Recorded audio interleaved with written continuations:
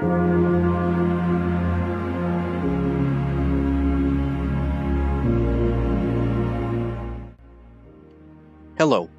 and welcome to Sick Myth.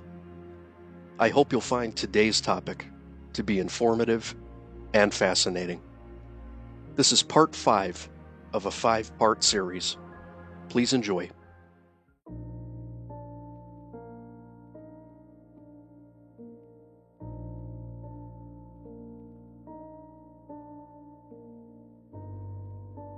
On January 22nd, 1959, the Susquehanna River broke through the thin rock ceiling and flooded the River Slope Mine, an anthracite coal mine leased by the Knox Coal Company in Port Griffith, Jenkins Township, Pennsylvania, less than 2 miles from downtown Pittston.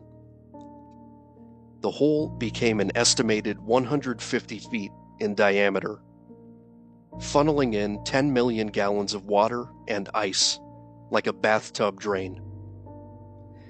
Out of 81 that reported to work that day, 12 miners were killed, and their bodies were never recovered, despite efforts to pump the water out of the mine. The Knox Mine disaster marked nearly the end of deep mining in the northern anthracite field of Pennsylvania.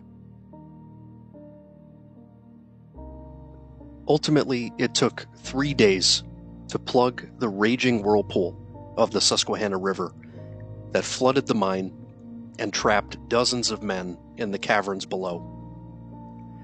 Rescue workers dumped railroad cars, mine cars, coal waste, and other debris into the hole, but the attempts were futile. Bulldozer and dump truck drivers poured dirt, rock, telephone poles, bales of hay, and anything else they could find into the void in an attempt to stop the flow of water draining into the mine. Eventually, an estimated 10 billion gallons of water filled the mines. It was legal to mine under the river, but various required precautions were neglected. On the day of the cave-in, the Susquehanna River was dangerously high and icy due to a thaw and heavy rain. River levels rose 18 feet in 2 days.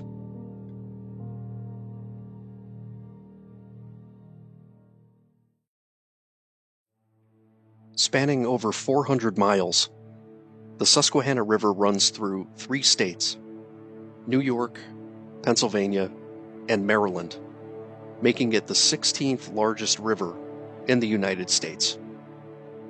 The North Branch rises in Cooperstown, New York, home of the National Baseball Hall of Fame and Museum.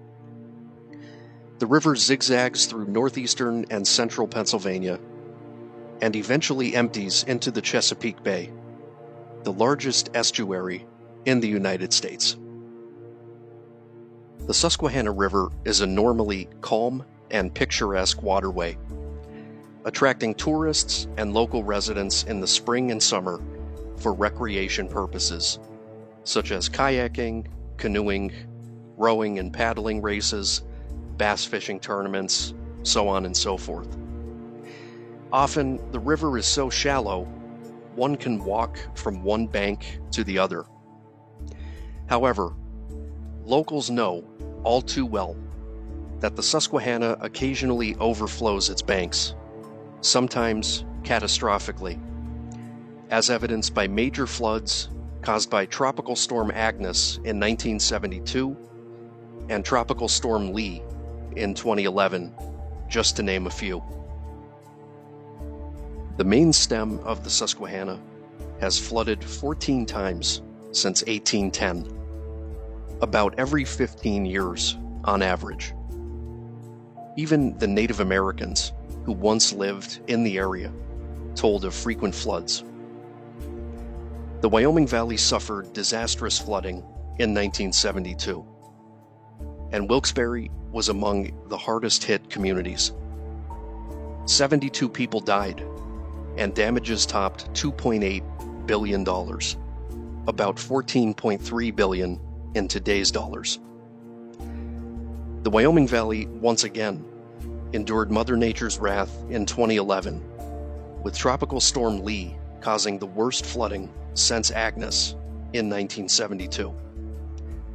Damage was estimated at $3.4 million in Luzerne County. So I've included some exclusive links in the description to this video. I highly encourage you to check out the PBS documentary titled Agnes, the Flood of 72, which I believe you can watch for free on the PBS website. So again, link in description. Also check out some of the books and reading material linked down below if you'd like to learn more about the flood of 72 and its impact on the Wyoming Valley.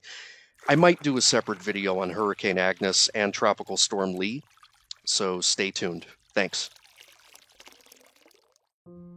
An unseasonable thaw led to several days of 60-degree temperatures, which, in January, in northeast Pennsylvania, is uncommon, but not unimaginable. In reality, anything is possible in NEPA, especially with regard to unpredictable weather. As layers of ice melted, the mighty Susquehanna River expanded and overflowed.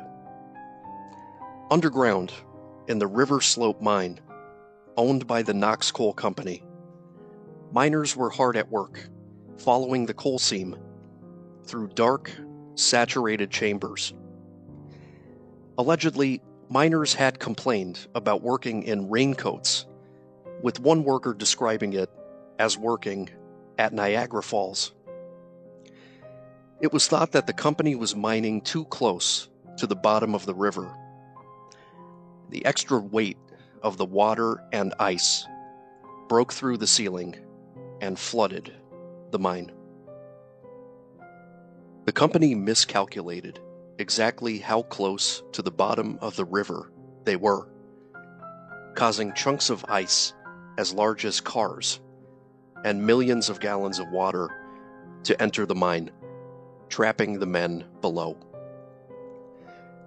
One miner, Amadeo Pancotti, climbed 57 feet up an abandoned air shaft and alerted rescuers, which resulted in the safe recovery of 33 men. Pancotti was later awarded the Carnegie Medal for heroism. Joseph Stella and Myron Thomas were also instrumental in getting men out alive, assuring their co-workers they would not be left behind. Stella and Thomas successfully navigated the waterlogged tunnels and got their crews to safety. Survivors totaled 69. However, 12 men were lost forever. The bodies of the 12 who died were never recovered, despite efforts to pump the water out of the mine. Today, less than a mile from the site of the tragedy, stands a historical marker and monument dedicated to the surviving miners and the 12 men entombed in the Knox Mine disaster on January 22nd, 1959. I'll just mention that the blue and yellow historical marker that normally stands beside the monument is one of several markers that's been taken down for maintenance by the Pennsylvania Historical and Museum Commission, but I was able to photograph the yellow tag placed on the post. I've lived in the Wyoming Valley for 37 years. We were told about the Knox Mine disaster in school, and perhaps by the 6 degrees of separation, or coincidence, or maybe just the fact that it's a small world, or better yet, big world, small town. It's very common that someone you know was either directly involved or affected by the Knox Mine disaster. A friend or family member made it out alive or lost their life that day. Or maybe you've heard a story passed down from generation to generation. So I decided to visit the site of the Knox Mine disaster to see for myself what remains of one of the most tragic mining catastrophes in our area. My big takeaways: not much remains at the site today. No significant buildings or structures left standing, but there is an ominous ambiance in the air, a heaviness, voices from the past. I felt a sense of grief and empathy. It's a site I was excited and honored to visit, but I felt unwelcome and uneasy. So I paid my respects and carried on. The Luzerne County National Recreation Trail spans 1.8 miles from Pittston's Waterfront Park to Port Griffith. The trail accesses the site of the Knox Mine disaster, leading to an open patch where a site marker on the ground commemorates the spot where the disaster occurred.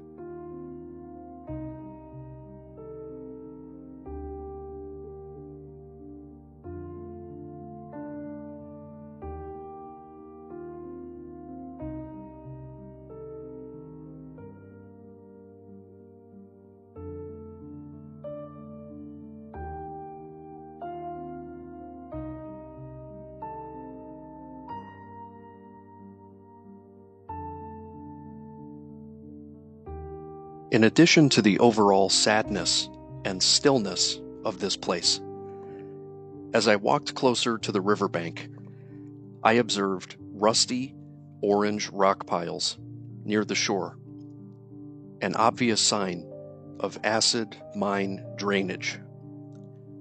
Also, a strong odor of sulfuric acid blowing in the breeze. The remnants of an abandoned mine in our backyard, an assault upon the senses, and a sobering reminder of the many catastrophes in coal country. Further down the trail, another marker commemorates the Eagle Air Shaft, where 33 men escaped to safety. But I wasn't feeling adventurous enough to check it out. I wasn't dressed appropriately to trek down a soggy embankment, and I didn't want to raise any suspicious attention, although I may return to the site when the weather improves around here. Wishful thinking. Well, folks, this officially brings us to the conclusion of the Catastrophe in Coal Country series. If you've watched all 5 parts, I hope you found the content to be informative and fascinating, because I sure have. I've learned so much doing research for this project. It's really incredible stuff. I'd also like to thank all of you who have subscribed to this channel, liked, and commented on my videos. Please keep it coming. I'm planning on uploading something special when I hit 100 subscribers, so stay tuned. At the time of making this video, I'm at 55 subs, which is really awesome. So thank you so much. If you like what I'm doing, please tell a friend. And I do have some ideas for future videos that I plan on working on.